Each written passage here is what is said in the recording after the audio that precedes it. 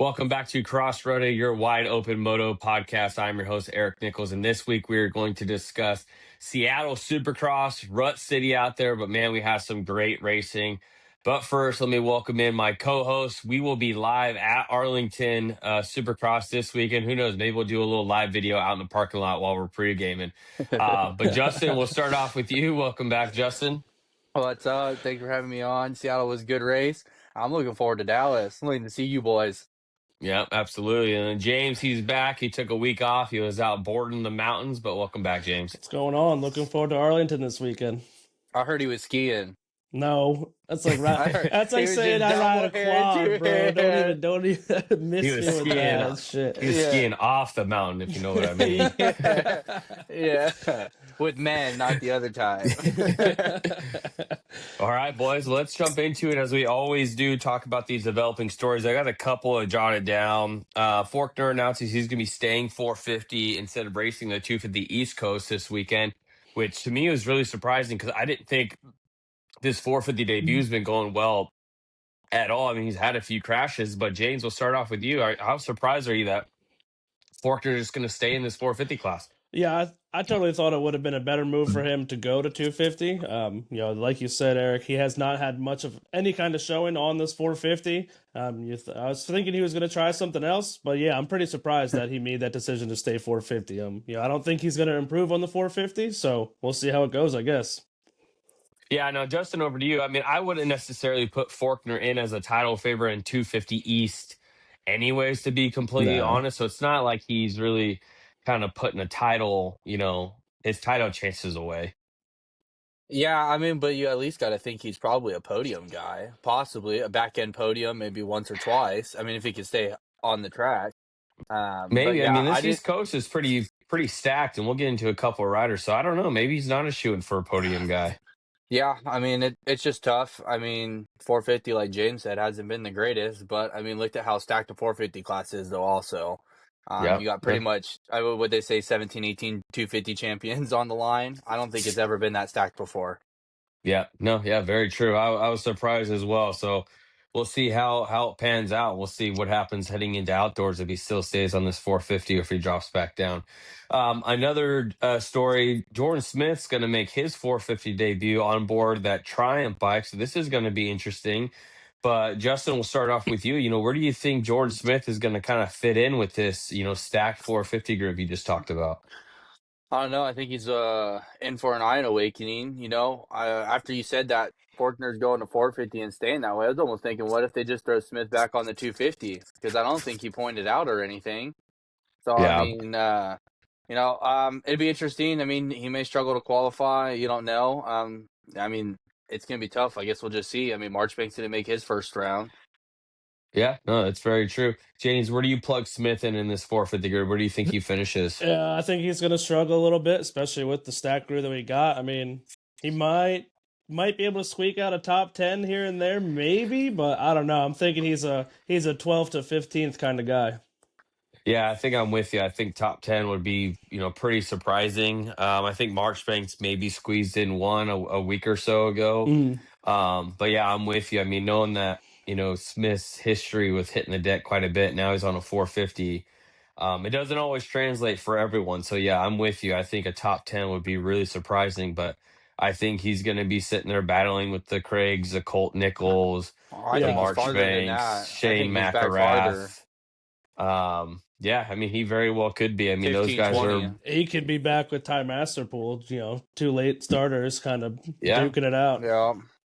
Yeah, very true. So yeah, I mean, we'll see, but just another storyline that we'll be able to kind of keep an eye on, and then we'll get into a little bit more East Coast. But Joe Shimoda announces that he's making his return, and I don't know. To me, it seems like it's a little early, maybe a little bit rushed. James, we'll start off with you. I mean, I don't know. Were you surprised to see Shimoda is going to make the start of the East Coast? I was definitely surprised based off like the severity of his injuries that he had. I totally thought he was going to hold it out till outdoor.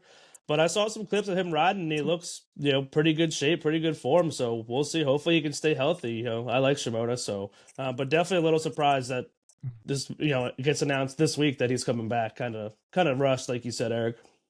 Yeah, and then Justin, we'll get into the title favorites, in here, but Shimoda lining up this weekend. I mean, I don't know. Where do you go? Do you think he's going to be out there battling for wins right out of the gate, or you think he's going to have a little bit of a slow start? I mean, I think he definitely could. I mean, he won A1 last year, and I don't think anyone saw that happening. Well, this is You know, off an injury. He wasn't injured yeah, last year. yeah, still, but just for him to win, I think, kind of would be a shock coming into. I heard he only had like 1 week on Supercross too prior to this week. So, I mean, who knows? Some guys can just pick it up and go. So, but I think he's definitely a top 5, top 3 for sure. Yeah, definitely something that we'll keep an eye on. We'll get more into the 250 East Coast at the end of this episode. Talk about who else we think are the title favorites as we take off East Coast heading into Arlington. Well, all right, those are the only stories that I had written down. Anything else that you guys heard floating around the moto community? No, that's kind of the big ones that I know of. Yeah, not a lot of big news kind of happening around, and surprisingly, not a Not lot of much. injuries either Oh, from Hampshire. these classes. Hampshire's Oh out. yeah, Hampshire might be Yeah, out but I this thought we I thought that weekend. was just a we 1 week touched on that thing. last week, though. Yeah, I that he think was he out. I think he might be out this week too. I think there's I heard Pulp talking about it on last week's episode. I forgot to mention it that he might be out 2 weeks. So Yeah, and that's we'll touch up on Prado as we get into the 450 class there, but yeah, I haven't really seen much of a return as far as Hampshire goes. But yeah, it sounds like he, broke part of his foot, so I would think that he's going to be out a few rounds at least. All right, let's jump right into this 250 class. I mean, it started off with Hagen Deegan keeping his perfection going. I mean, fastest qualifier once again. He was the only one that was in the 49s. And if I'm not wrong, I'm pretty sure he was the fastest rider of the entire day. I think he even beat all the 450 guys, which yeah. is not too crazy. I mean, he rides it, the track when it's at the smoothest point, but shout out to him. But Deegan and Kitchen end up winning the heats. And then I had to jot down, of course, Gordon, he ends up having that gnarly ride in the LCQ. And Justin, I mean, he almost rode it off if it wasn't for those the plywood on the side of the road, on the side of the track.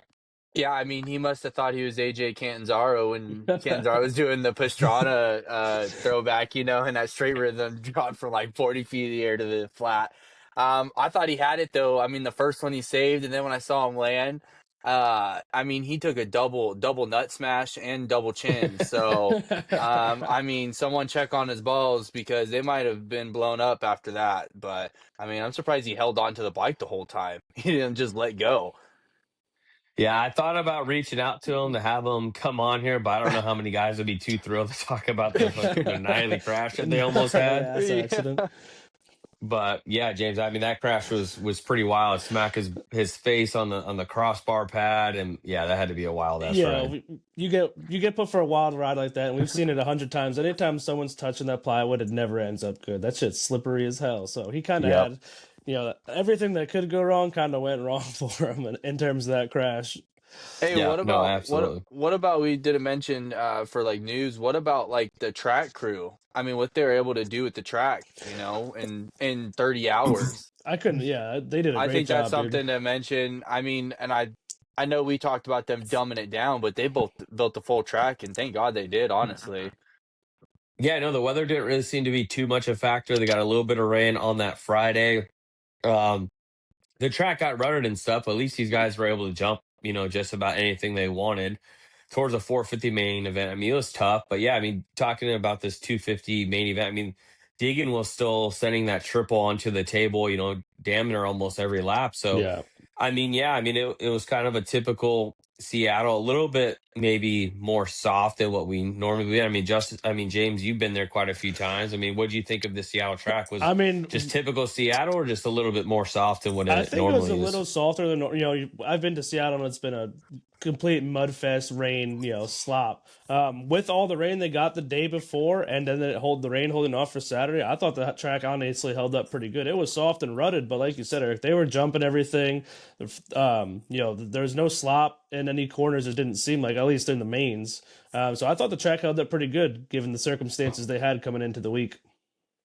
Yeah, and just in the track, it really, I mean, it started eating these guys up left and right. I mean, even from the heat races, we were seeing guys go down.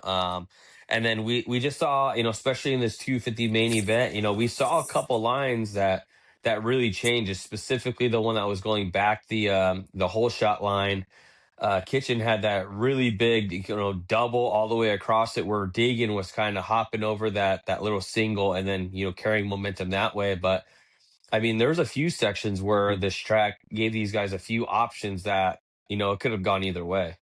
Yeah, I think it raced great. I mean, this may have been one of the best Seattles I think I've ever seen, Yeah, track it was wise pretty and holding good. it up. Yeah, and then and yeah, I mean, we'll jump right into Over it. here. There you go, Justin. So Oh, we'll yeah. we'll jump right into this racing. I mean, starting off with this 250 main event.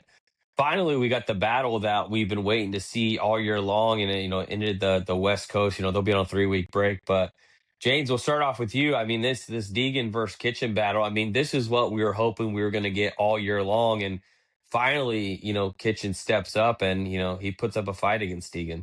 Yeah, it was super entertaining. And Kitchen, he got the start. He's been having trouble with starts the whole season. He was able to keep he hit that tough block kind of early off in the race and kind of got worked in with the middle of the pack.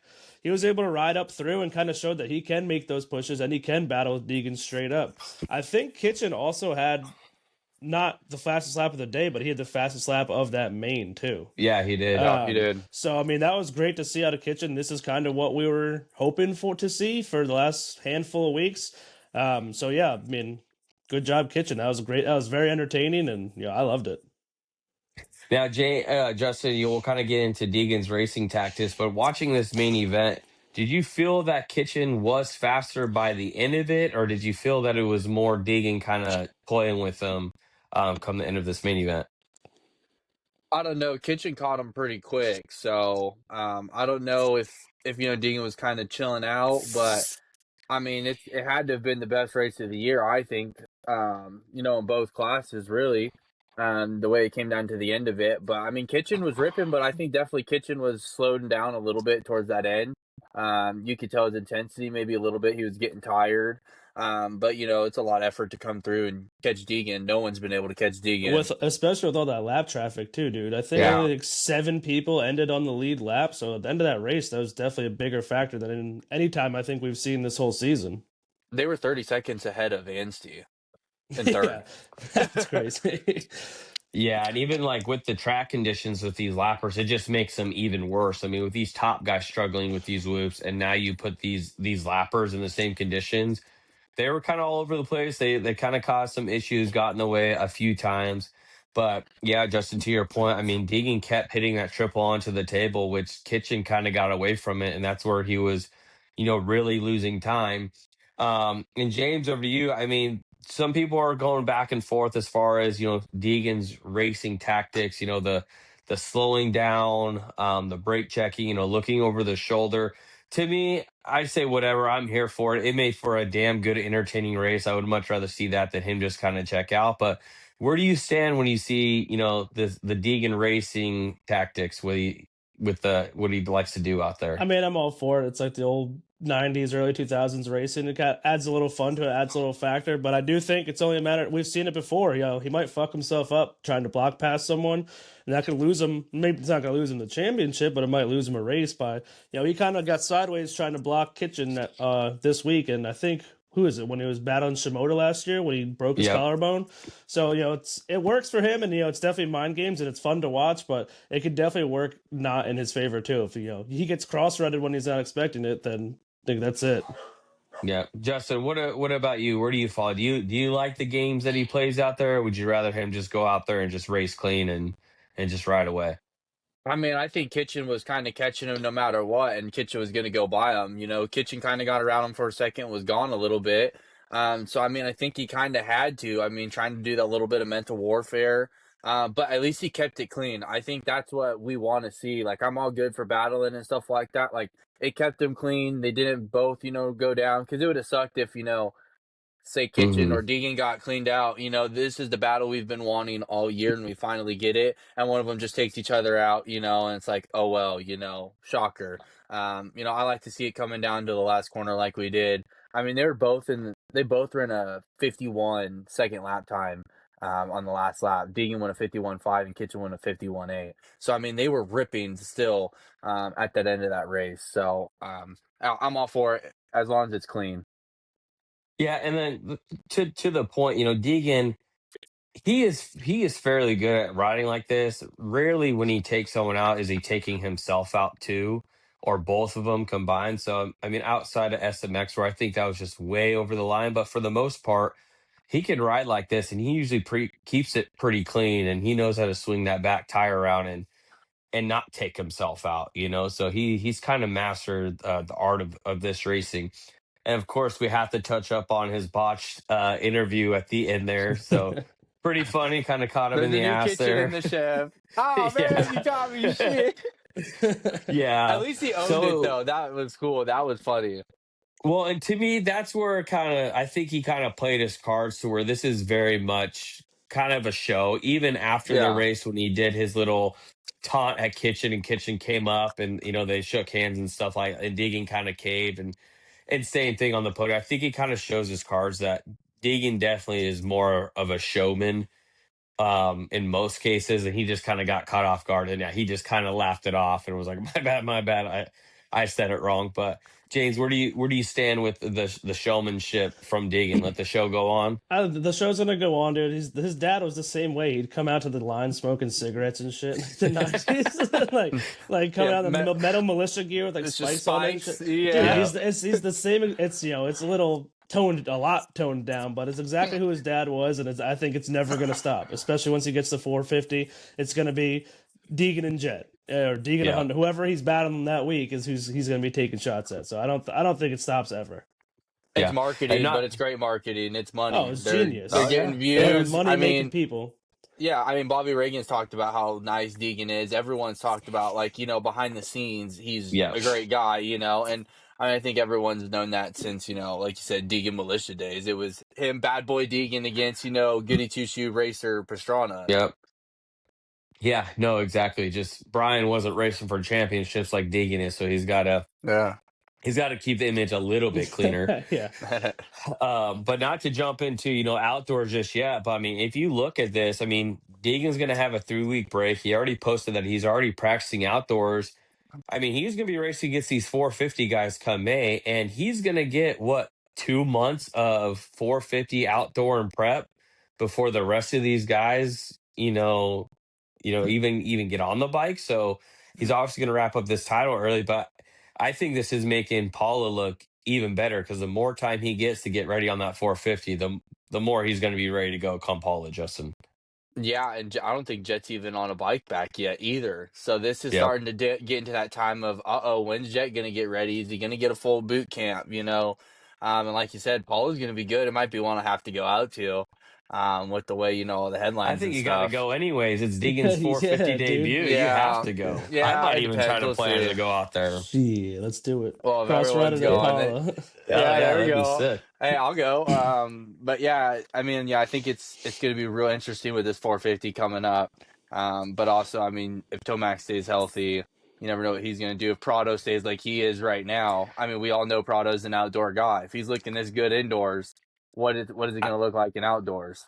Yeah, now over to you. Just I think if you were to remove Jet, which obviously he'll be out there, but if you remove Jet, I would throw Deegan up there with the rest of them. Sexton hasn't looked great. Tomac's hit and miss outdoors. Hunter's been fairly strong, but Yeah. I don't know. I just feel like Deegan can run with those guys. If you take Jet out of the picture, I think he's going to be very well battling with these guys, especially with all this prep he's going to get. Yeah, it's kind of like similar to Jet coming off the 250 and going into 450 outdoor season. He kind of ran right with those guys, no problem, at least the first few races. So I think with Deegan, with this extra prep that he So has, Chase and hit this, mono.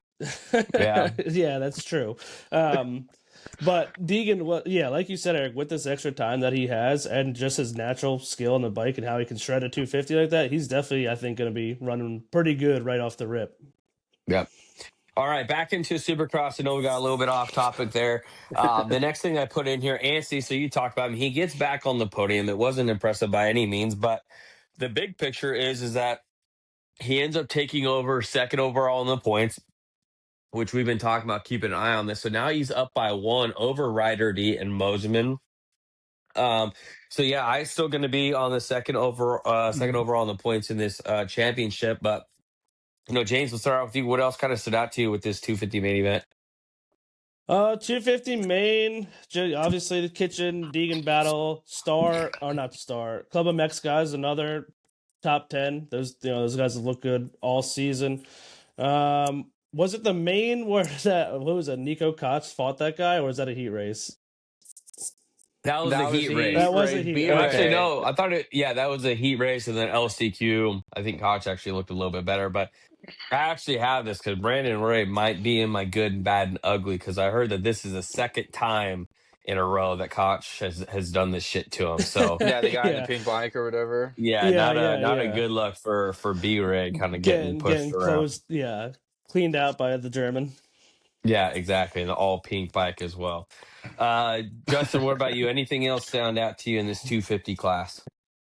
I mean, I know Ryder D got fourth, but I still think that's a good ride for him to him still be staying up there this late into the season. We weren't sure if he was really going to fall off, and I think a fourth for Ryder D was really, really impressive for him. So this makes things a little bit interesting because obviously Yancey's been kind of struggling late, but he gets on the podium. So Justin, we'll start off with you. Right now, I mean, I think there's two or three races to go as far as West Coast goes. There's going to be two Yeah. shootouts and then one other round for them, I believe. And then Um, there's three shootouts, three showdowns, and then Denver. Denver. Okay, so 4 rounds for Four these rounds. guys. Like I said, 1 point separates the three of them. Who do you give the notch to as far as the second overall in points? Did Anstey win you back, or do you still think it's going to be Ryder Dia Roseman? I don't know. That's tough. I mean, they all kind of flip flopped, and Mosman had a not so good ride. I think I'm gonna honestly. I think I'm gonna stay with Ryder D. I'm gonna go with Ryder D. I think he's just gonna find a way, be consistent. He's been quiet. I mean, he's been really fast during qualifying. The East-West shootouts. Normally, there's a random guy that's running top three. I think Ryder D will be that guy possibly. Um, I just think this year him putting everything together. I think it's just gonna be a really good building throughout. He's just gonna get better throughout the year. Okay, James, over to you. Who do you think's going to take this second overall in the I'm sticking with championship? Ryder D too. Kind of all three of those guys have kind of been inconsistent.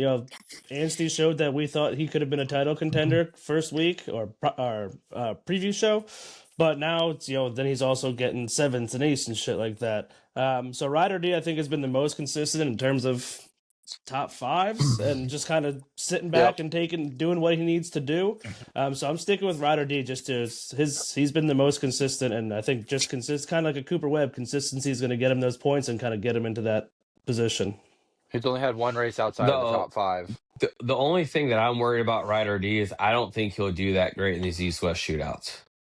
To be honest. No, there's a lot more stacked riders to be going up against. Which in that, so to my point here is I would actually lean to Anstey. I think if there's anyone that's going to benefit from this 3 round break, it's going to be Anstey. He's ridden a lot in this off season. I think he needs a little break and reset.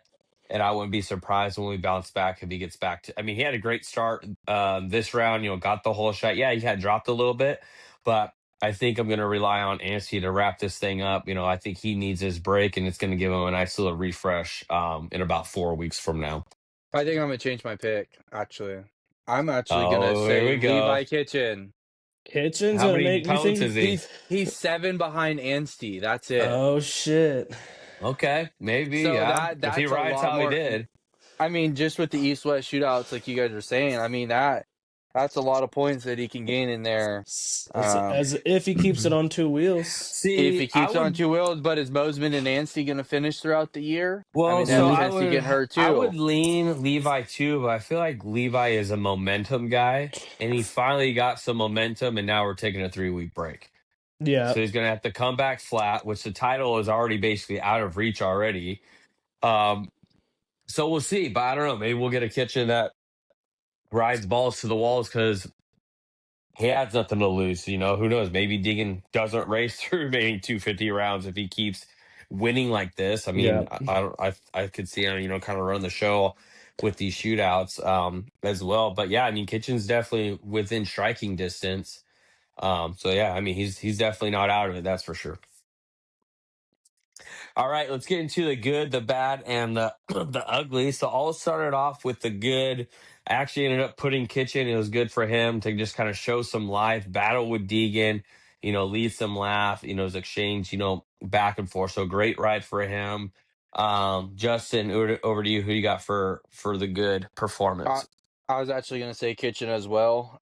He finally showed up what he's supposed to been like all year. This is the Kitchen we expected from A1, and I don't think we've really seen it. And he kind of put it all together. I mean, that first lap, he was like fifth, but just to see him charge through the pack like that, I mean, it's been a while since we've seen him like that. So yeah, Kitchen for the good race for him, and I kind of was thinking he was gonna win it actually.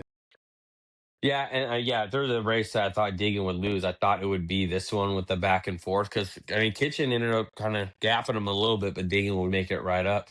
But James, over to you. I mean, I don't know, maybe it's just hometown, extra little bump that Kitchen got. We'll see. But what do you got for your good Yeah, performance? I'm going Kitchen as well. Hometown definitely plays a part in it with him. I think he loves those hometown races, and you could hear the crowd going crazy for him when he was making those pushes. But yeah, he kind of showed all skill, kind of coming up through the pack. Didn't get the best start. Showed that he can battle, and then I thought he just rode a great ride. So yeah, Kitchen. Yeah, and then James, back to you. Who do you got for your bad performance? I'm gonna go with Moseman this week. He kind of didn't get the start, kind of just got caught mid-pack, and we've seen that happen with him before. And he kind of sometimes he gets stuck in these little funky, doesn't make any pushes, and he kind of I think he started like fifth or sixth, and he ended in sixth. So started Yep. sixth. Yeah, so he started sixth and ended sixth. He didn't really do anything. He kind of just got comfortable and rode it out. Yeah, I'm with you. I have Moseman as well. I mean, he let the two guys that he was ahead of in points, Ryder D and Anstey, beat him. So that kind of put him, back behind, those guys. So yeah, I had the same. I had Moseman, a bad ride. I mean, with these two for the West, it's kind of hard to pick the bads and most of the time. But I mean, if I had to pick someone, I had to go with Moseman. Justin, who you got? I'm actually gonna go with McAdoo. I think he had the perfect opportunity Hmm. to run up front. I mean, I know he finished fifth, but I mean, he started second, then he was in third, and then he just slowly started dropping back. So, I mean, like you said, it's kind of hard to pick a bad, but I'm just gonna go with McAdoo just because I mean, I thought he'd be able to stay up there a little bit longer than what he really I'm sure did. McAdoo was seeing ghosts, and he was like, "I just want to survive this fucking race." He Yeah, said he saw Revin Gordon and was like, I don't want to do Atlanta or whatever it was Yeah, again. He's like, I just want to survive. yeah, absolutely. And I think he had family there. I thought I saw on the podium, so I think he's like, "Yeah, I'd rather not hit the ground in this. I'll just take a fifth as long as I can survive." All right, Justin, who you got for your ugly performance of the night? This one was kind of tough. I had to kind of think outside the Oh, box on this one. yeah, that one is kind of yeah, tough. ugly. It's Um, Jeez, I gotta look Well, at a while you're couple of looking, these. I'll go. I put Yeah, you Brandon can Ray. I put go. him as Yeah. that's as the kind of what I was ugly. thinking. Yeah, after you mentioned Just him, I'm gonna find someone else though. yeah, just because, like I said, from what I saw, this was the second week in a row that this has happened between him and Kosh. Sure, he yelled at him and things like that, but eventually, I don't know. You got to do something to make this guy not do it anymore. It ends up costing him the main event. Because I thought they were in pretty good position too Yeah, they were both in when it transfer spot happened. when he got taken out. So the guy Yeah, took him out Yeah, for eighth, and and they're then he both ran, already in and then he yeah. transfer ran a spot. 16th in the LCQ. Yeah, exactly. So I got to give my ugly performance to Brandon Ray. You can't let that guy punk you twice, especially if he's on a pink bike as well. That's Yeah. just double Yeah, bad. yeah. James, what do you got for the ugly? I mean, I agree with you with B Ray, but I'm gonna switch. I'm gonna go McAdoo. He can't be doing. He had a push to start. He got a fifth, yeah, but if he wants to be a title guy and be up there with the riders, he kind of just fell off, like you guys said, slowed down, and he settled for a fifth. It didn't really seem like he really cared to get onto the podium, to be honest. Yeah, no, I'm with you. I Justin, got were I you got able to one. come up with one? Yep. I mean, I was high on him at the beginning of the season, but I'm gonna go Lux Turner. He had a Mm, great start. yeah. He was running seventh, and he just faded back to 12th. I don't know if he went See, down, but I mean, it looks like he just kind of faded back off of lap times. So, so um, no double ugly performance for Lala and Lux. oh, dude, I can't stand It's her, the dude. Turner the Yeah, Turner family that gets I the ugly shouldn't even Yeah, have to performance. mention that, dude. Oh my God. Yeah, I can't stand her voice. You guys that's gonna get me funny. triggered. I might get triggered in Dallas, dude. More and more people are talking. I saw on the Facebook group page, someone was like, her voice sounds like nails on a chalkboard. So yeah, you're not alone on that one. But yeah, I'm with you. That was a tough ride for Lux Turner. He's kind of on a seesaw right now. Good result, bad result, good result. So I mean, I like not to living up to the hype that we thought he was going to have. I like to see him in outdoors. I like to see what he could do. He had some good rides on the KTM outdoors. I know I'm jumping out, different change of subject, but just be interesting. Yeah, no, and hey, we'll see, but yeah, definitely. All right, well, that wraps it up for the 250 West Coast. Like I said, they'll be back in 4 weeks, and they're just going to jump straight into a shootout, so that'll be fun for them. These East Coast boys, kind of warm up. But before we get into East Coast, let's jump out this 450 class. So Prado ends up being the fastest qualifier again, which is crazy. I think it's like the fourth or fifth time, Yeah. but then he ends up crashing out. Tries to line up for the night show, completely screws my fantasy picks because they said that he was going to be okay to go. Does half a Yeah, lap and that's a pulls bold off. pick, Eric.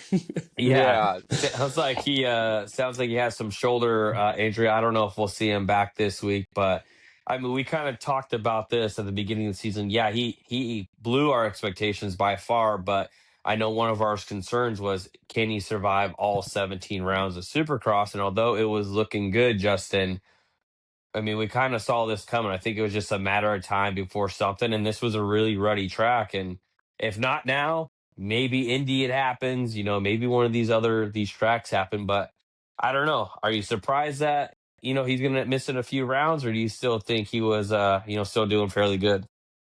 I mean, honestly, I think he was still fairly good. I mean, he had the fastest lap time, and still no one was able to top it. I mean, I think there's still 3 or 4 minutes in the second qualifying session when he crashed, but I think it was maybe just a freak because people trying to triple into that, to come back across the start was hard. A couple guys were getting Hmm. kicked, so it looked like he just got kicked, and it kind of was unfortunate.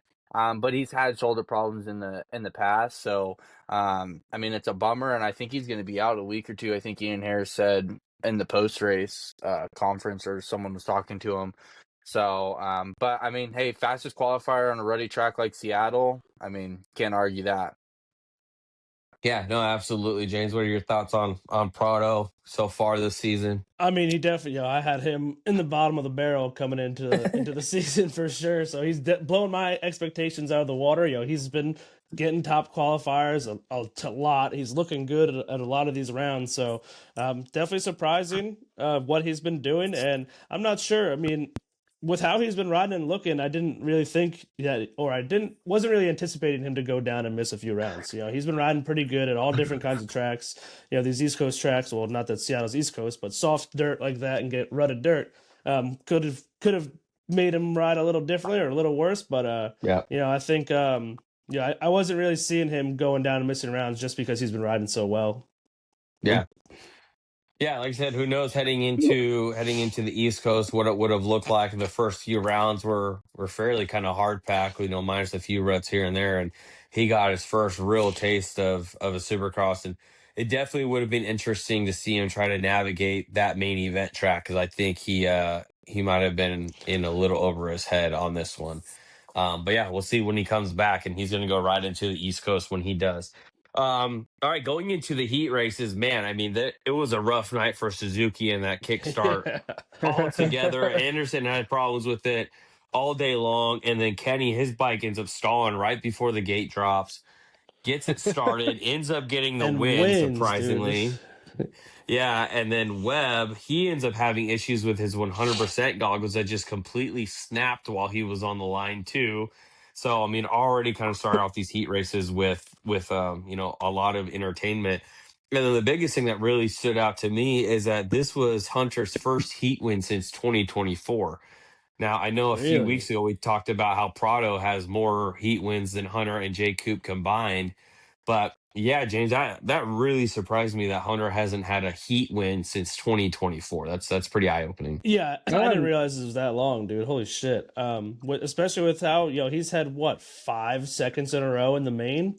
Yeah, This season alone, I knew he didn't have any heat wins this season, but I could have sworn he had at least one in he was out 25. most of last year, Oh, though. you're right. He did very get true. hurt. Yeah, Yeah, I think he only raced what 2 or 3 races, I think, and then he was yeah, out he for the was whole year until quickly out. outdoors. Yeah, but still, yeah, you'd think someone with his speed, I mean, he's got to fall into a weaker heat race here and then, and with the starts that he could at least get a heat race. But yeah, just how surprised that he didn't get that.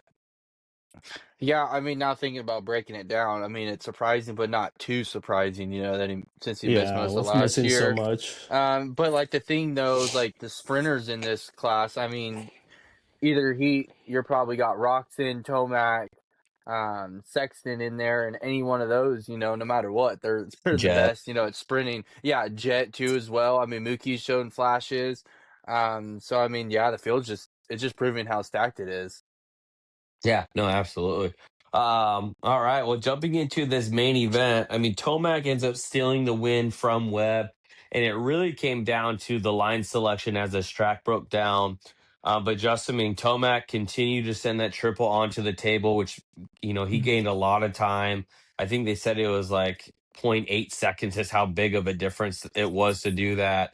But he also had another line that he was cutting inside, rolling and doing a rhythm differently there. But I mean, kind of surprised. I mean, this is usually Webb's style of track, but I mean, Tomac kind of stalked him. I mean, Webb led what 80% of the Yeah. race, if not more than that.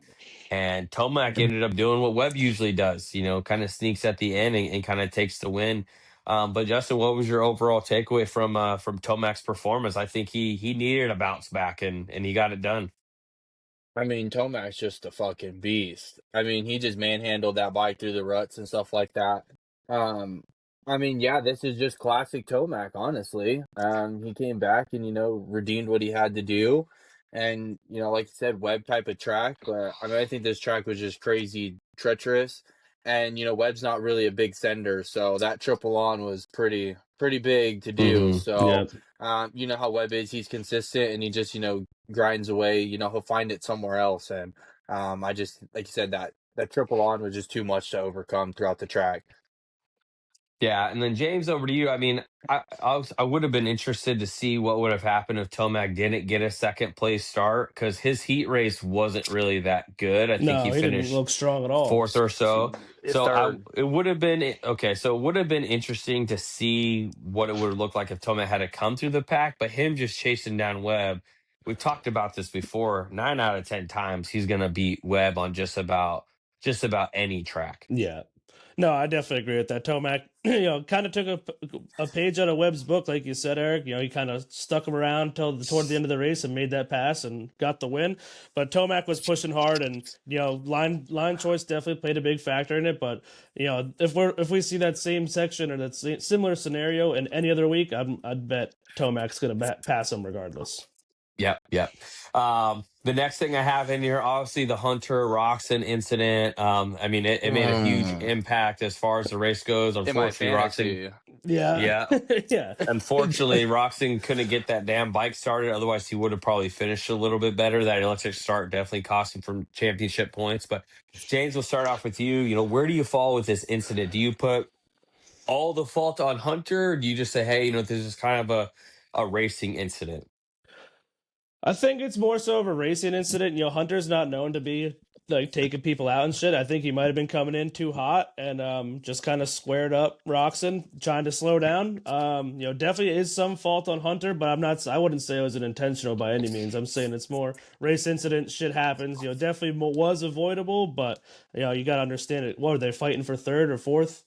Third, yeah. So he's Hunter's hungry for that win, so I'm chalking it up as a racing incident. Did you see the Yeah, overhead video? I think so, probably. So Yeah, like, yeah, probably at some Hunter point. comes in and it looks like Roxon's trying to go to that inside, like cut Yeah, I under. thought Rox was kind of cutting down the berm. Yeah, so I think Roxon or Hunter was possibly thinking he can meet Roxon if Roxon was going outside, and it would have been okay.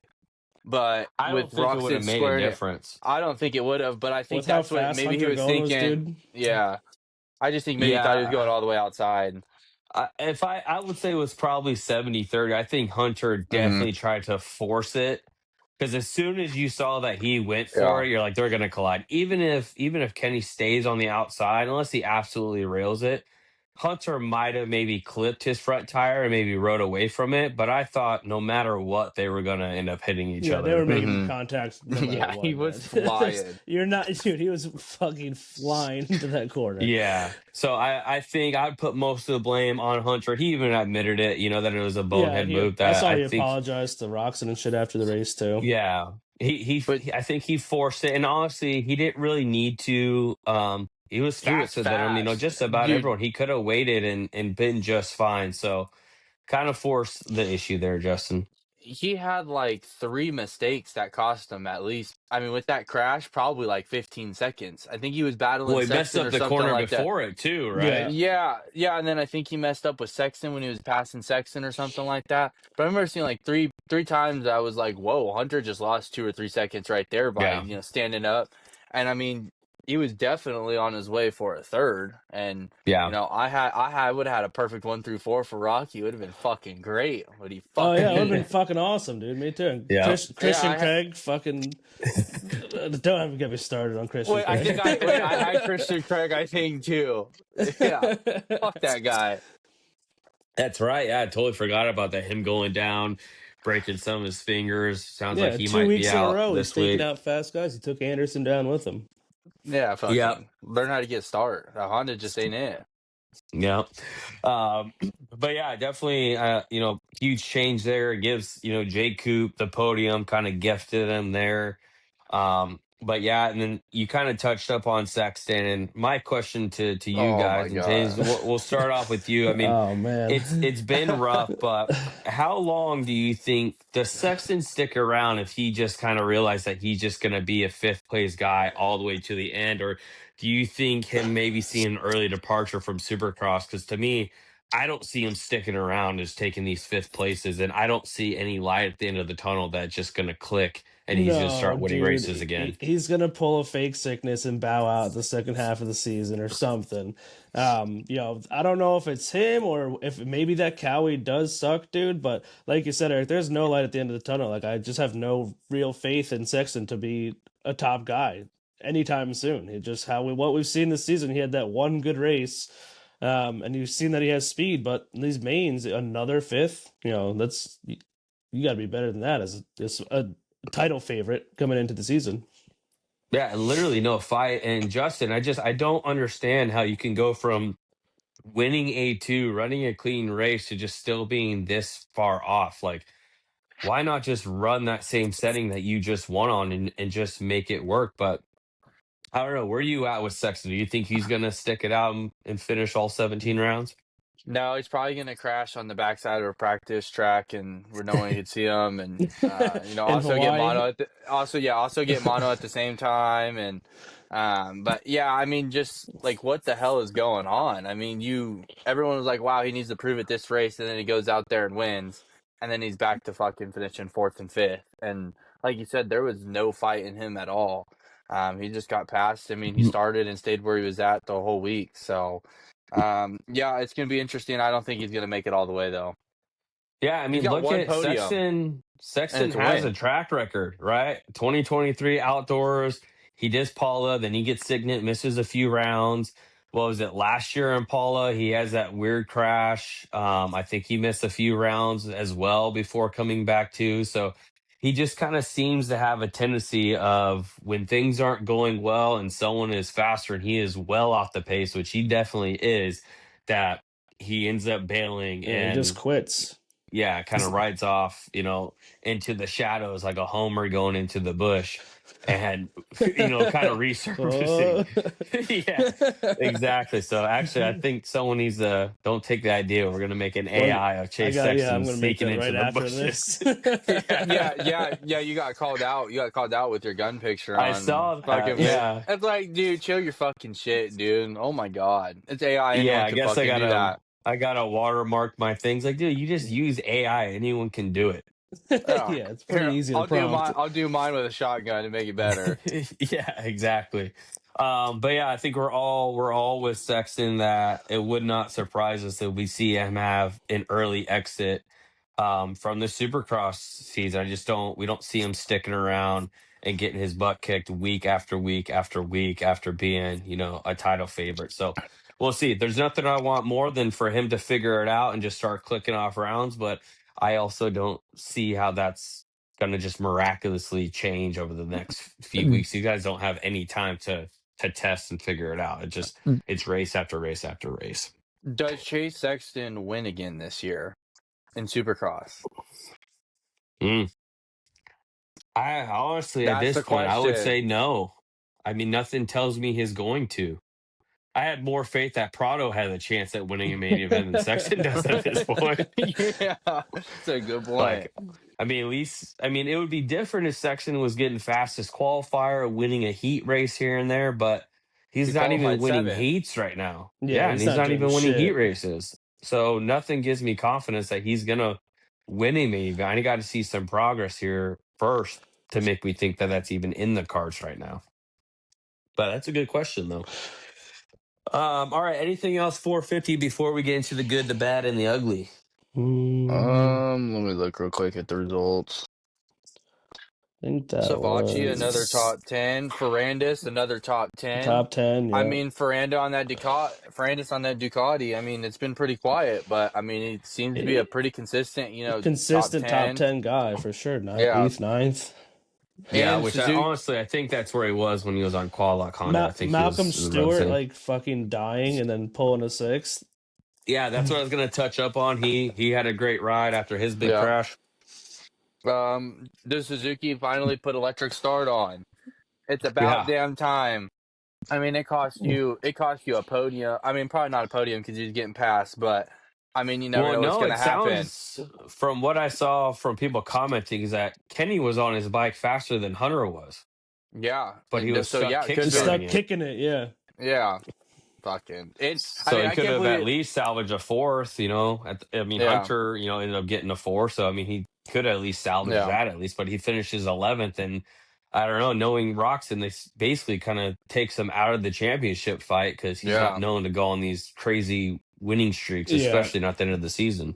Well, and also like you touched on earlier, he had to install before the start, and he was kicking it on the Yeah. heat race. I can't believe he got a whole shot too, though. That's what's crazy. Yeah, and one. It's crazy. Dude, I can't believe he raced. I would have been like, get me off this Fuck fucking this, thing, dude. dude. It's dying on the start. This thing's gonna die as I'm going through these ruts trying to do this rhythm section. Oh But God. those guys are gnarly. It's like that video Varsho was talking about on Gypsy Tales with that 250. He's like, it was bogging, so I just said in my head, I'm just gonna hold it wide fucking everywhere and it can't bog. Well, all right, which I'm curious if Barsha's ever gonna come back this year, or not. They kind of seemed like he was fine, I but I mean, completely he's still forgot about out. that. Yeah, me too. Yeah. Well, Kinda didn't he have a fracture or something like that in his back? Or thought something, it or was was just it like a shoulder? rib. I thought it was his shoulder blade or something. That Yeah. Wing, broke. yeah, shoulder blade. Yeah, but I don't think he had surgery, so maybe that's why. No. Yeah, so But I don't know. Maybe we will see him back. We'll kind of see there.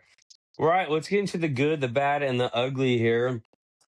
I'll start off with the good. I put Eli Tomac. I feel like he was due to bounce back, and this was a track that doesn't necessarily really suit his style. Crazy, gnarly ride. I know he's had some success here, in the past, but I mean, he had a couple of bad races, but he bounced back. It's his 3rd win of the season, and he's still chasing this points lead. But I mean, he's been the most consistent guy out there by far, and obviously the most wins. So, I mean, I think he's still clearly the title favorite. But Justin, who you got for your good performance?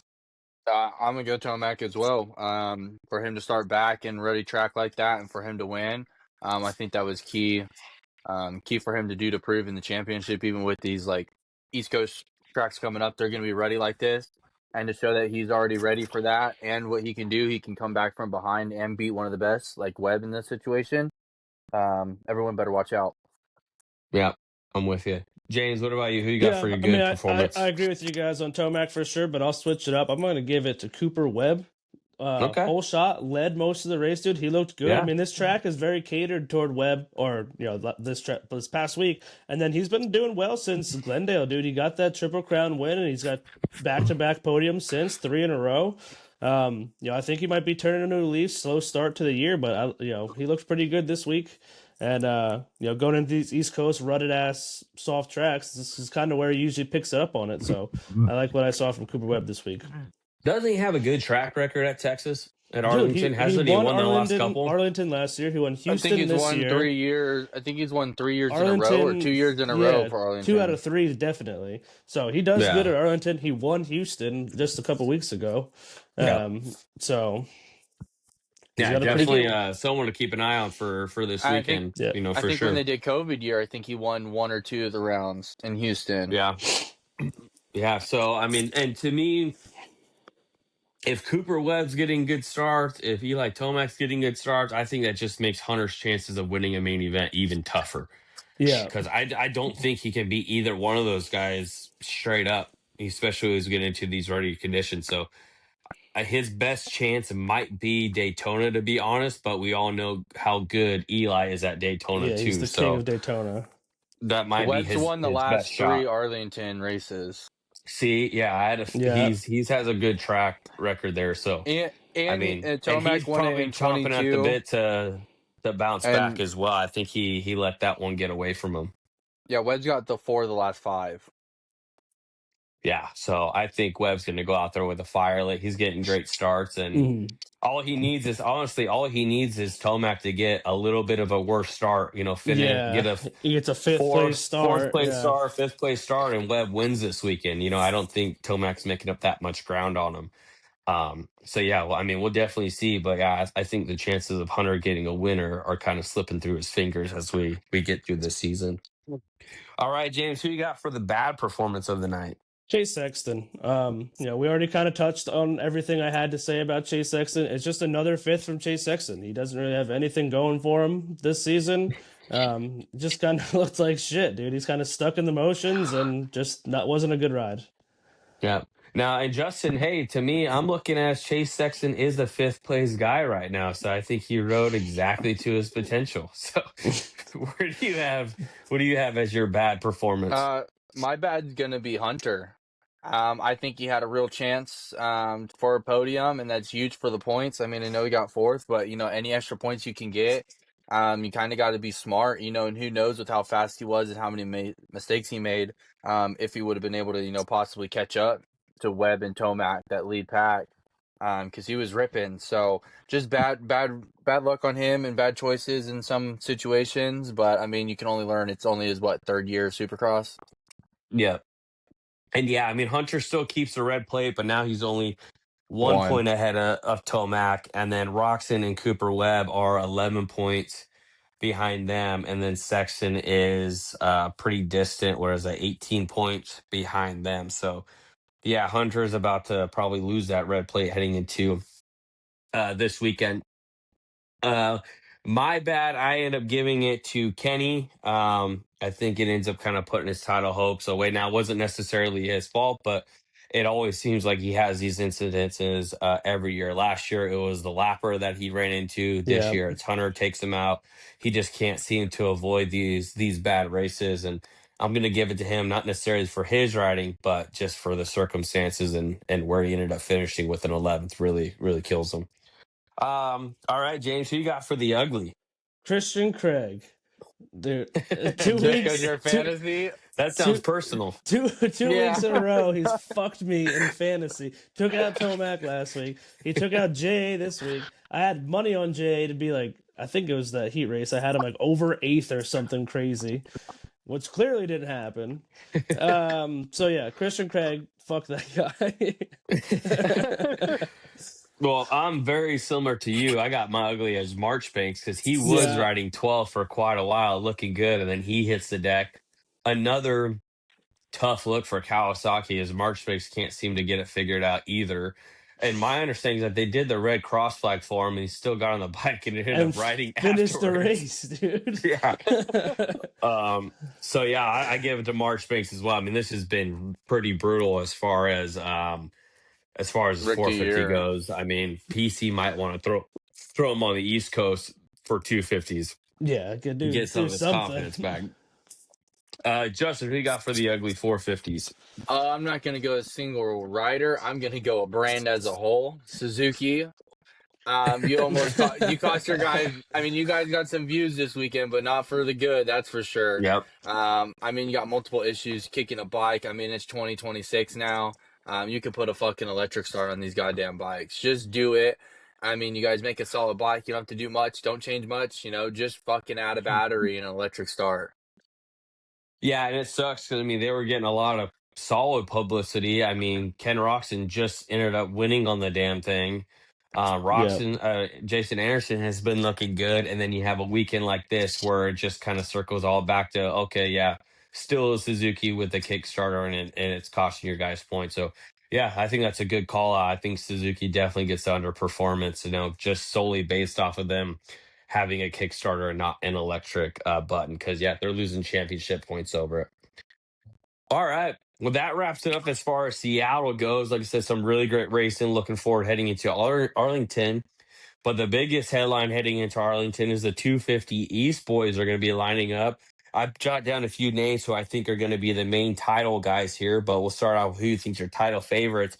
I got Seth Hammaker, Cole Davies, Shimoda, and Brown as the title favorites. James, we'll start off with you. Is your title favorite in that list, or is there someone else I'm not thinking No, of? that my title. My title favorite Shimoda, dude. He's coming back. I think he's gonna come back and make a push. Someone's got to do something on a Honda, man, and I think Joe Shimoda is gonna get it done. But other than that, I don't think it's gonna be easy for him. I agree with you, Eric. Cole Davies is gonna be right up there pushing with him. Hammaker, Pierce Brown, those are all good guys. So it's kind of hard to judge right now. And who's? I don't think there's a true favorite, like we were saying with Deegan going into West. I think it'll be a lot of good racing, but I'm pulling for Shimoda. Yeah, I mean, I think Shimoda's got to be the overall favorite, especially how he looked at SMX. But this Mhm. injury is always going to be a question mark. What shape is Right. he in? And then Justin, over to you. It's also who's going to make the big step up. I mean, we've seen how much of a step up Deegan has had this year. Is anyone from this East Coast going to have that same, step up in their career? Is it going to be Shimoda or is it going to be Hammaker who let that title slip through his fingers last year? I don't know. I mean, like you guys said, pretty much their top four is pretty stacked. You got in with Davies, Hammaker, Shimoda, and Brown. But honestly, I think if he could stay healthy, I'm gonna go with Cole Davies. I mean, Yeah. what he did last year as a rookie, he went to Philadelphia East West Showdown and won and beat everyone. So I mean, he proved it second year. He's just gonna be stronger, fitter. If he can stay healthy, I'm gonna go with Davies. So. Now, But I mean, that's with everyone though. All four of those guys, can they stay healthy? That's their biggest problems. Yeah. Now, I would say my biggest question mark out of all of them is Cole Davies because he had a pretty nasty crash, and sometimes guys can't bounce back for him, or it kind of throws them off. So, heading into year two, yeah, he looked great year one, but how is he going to bounce back? Coming from recovery, he missed all of outdoors as well. So, this is going to be his first race in quite some time. And like I said, getting landed on, yeah, we'll kind of see how he lines up, but. He's the one that had the biggest question marks on. Brown, who knows? He just got to stay healthy, but he showed flashes last year. He has some raw speed. I would not be surprised if Pierce Brown ends up being the fastest qualifier Yeah. this weekend. But Who's yeah, I the think first we're triple digit to win? McAdoo or Brown? Brown. Brown. McAdoo Brown. ain't winning Yeah, shit. yeah. But yeah, so yeah, I mean some big names. Looking forward to it. Nice little refresh of Jook, of course, just as the West Coast was getting good with that last race, but we know that title's kind of already out of reach there. But yeah, perfect refresh, and we'll be there ready to watch these East Coast boys drop that gate for the first time. And then talking about this Arlington track, you look at the track map. There are no whoops out there, but it sounds like they are going to have a section and then a right hand start turn. But Justin, we'll start off with you. What else are you looking forward to heading into Arlington? I mean, speaking on the track, I mean, it looks like a big track, long rhythm. So, there's some senders that are going to be in the 250 class this weekend. So, I'm sure someone's going to uncork something. I'm interested. You said there's going to be whoops. I'm interested where That's they're what going I to put the saw. whoops. Yeah. Um, No, and that's what I was looking at. To me, I would say the two little right handers with a really short rhythm section. I'd say just yeah. make that just Just a a long big look. whoop Yeah. section. Yeah. something that they Yeah. can't really get a lot of speed into, and just because otherwise anything or else, I don't know, they're gonna have to take out an entire rhythm, which already kind of seems like a, I don't know, kind of a Or compact if track they in take there. out that Yeah. triple like they've been doing, because they've been Whoops at doing the those end. like, yeah, like half rhythm, half whoop section. So I could see him Yeah, pulling that triple and doing whoops right into that last kind of right sweeper right there. It looks like. yeah. Yeah. And then also Valentin Guillot, the outdoor standout from Switzerland, that rookie, he is racing 250 East Coast. So it'll be his Supercross debut. So I think that's interesting to see, where he's going to end up. I mean, I think for him, Mm, a top 10 is great. I mean, that's yeah, where Yeah. I think. And then also question mark. I mean, you said biggest question. I think for me, it's Drew Adams. yeah. He Oh looks big. yeah. I saw a video It, of him. He looks yeah, huge now. yeah. So I Looks like mean, another Marchbanks. is he gonna take that next step? I mean, that's huge for PC. And then also Nate Thrasher. Is he just gonna be the Christian Craig and stay in the 250 class for 40 years? Well, it's good for at least one win. We all know that he was Yeah. going to get in Yeah, there. My biggest question is are we going to see Cody Schock make a jump up and at least a get a podium. podium this time, James? What do you think? Yeah, I could see him getting a shot, getting a podium, dude. He got one last year Yeah, he got one last year, in and then Arlington. I think it might need to be kind of one of those races where it lines up perfectly for him. You know, two guys get Yeah, tied together and kind of lets him in from a fifth to a third or something along those lines. But I could see it happening. Yeah. yeah. And then James, what are you looking forward to heading into this weekend with the East Coast guys? I'm looking to see some good battles, dude. You know, Deegan's kind of just taken off, except for this week, obviously. And a nice change of pace, but track wise, you know, it seems to be a pretty basic Arlington track to me. Hopefully, they can put some whoops in there. But you know, it's long rhythms, so there's going to be different lines for them to take, kind of like what we've been seeing this whole year. There's been long rhythms, but you know, it seems like a pretty typical football arena track to me. Yeah, no sand, big sweeper, right hand turn. So there's the little things that are going to throw these guys off a little bit. Well, all right, let's get into our picks heading into Arlington. Justin, we'll start off with you. Who you got for your winners heading into this weekend? Ooh, 250. Uh, I'm gonna go with Hammaker for 250 class. And Okay. then for 450 class, I'm gonna have to go Webb. I mean, just going off of statistics. I mean, won 4 of the last 5. He's won 3 in a row. I mean, he's got something going on in Arlington. Maybe his hotel's real nice or something like that. But um, yeah, that's who I got winning this weekend. And I got a couple more things to touch on 250 class after this. Okay. I'm gonna stay with Webb for 450s as well. I mean, he has his track record there to get it done, but I'm gonna say Pierce Brown's gonna go out there and pull an Anstey and kind of shock everyone with some Yep. speed and get the win there. He looked great last year before he went down, and yeah, He died. I'm gonna see Pierce Brown go out there and get this win. James, who do you got? Yeah, same with you guys. 450. Cooper Webb, obviously, he's got a track record here. He's going to come out, you know, listening to Paul Wall and drinking lean. He's a big Texas boy now. And a slabbed out caddy With the or some blunt. shit. Yeah. But yeah, dude, Webb, Houston win, multiple Arlington wins. I think he's going to get it done again. And especially if they don't put any whoops in this track, dude, Yeah, this is catered to Cooper Webb. yeah. Long rhythm sections, tight turns is probably going to be pretty ruddy. So yeah, Cooper Webb for that, and I'm just going Shimoda 250. I think he's gonna have something to show. He's coming back from an injury. Yeah, I think he's gonna get the win done and show that he's still got the speed despite his injury. Hey, you All guys want right. to do $20 bet since we all have someone different Yeah, I'm down. on our Yeah, boys? All right, deal. Done. deal. Rod Red. All right. Justin, you said you had a few other things that you wanted to touch up on your first trip to Jerry World this Yeah. weekend, flying in Friday. But yeah, what else did you have for this East Coast? I think Jalik Swoll coming back. He showed a lot of Oh potential yeah. last year. He's coming back. We also got Daxton Bennett, his first ride on a Husky. In case Kickoff, Mm-hmm. Green Kenny stay healthy, and where does he slot in with everyone else? So I mean, I think just those 3 guys that are going to be, 5 to 8 guys possibly. That could throw their names possibly in some problems. Yeah, as I look at this, I think Hammerker and Kitchen kind of have the same vibe to him. I can see Ryder D and Vanek having, similar rides to each other as well. Yeah, fourth, fifth, Um, consistent. yeah. So yeah, I think a lot of these guys kind of have the same storylines heading into the East Coast. Same thing. I think Cody Schock and Maximus Bolin are pretty even level too. I wouldn't be surprised if Shock wins a couple of heats. I honestly I don't see him getting on the podium now. Yeah, he got a podium last year, you said, but I mean it's a triple crown. But we'll see. I'm curious to see what kind of a big jump that he'll be able to make. But I mean, He's there's some rocking number fast guys in 22. this East Coast. Yeah.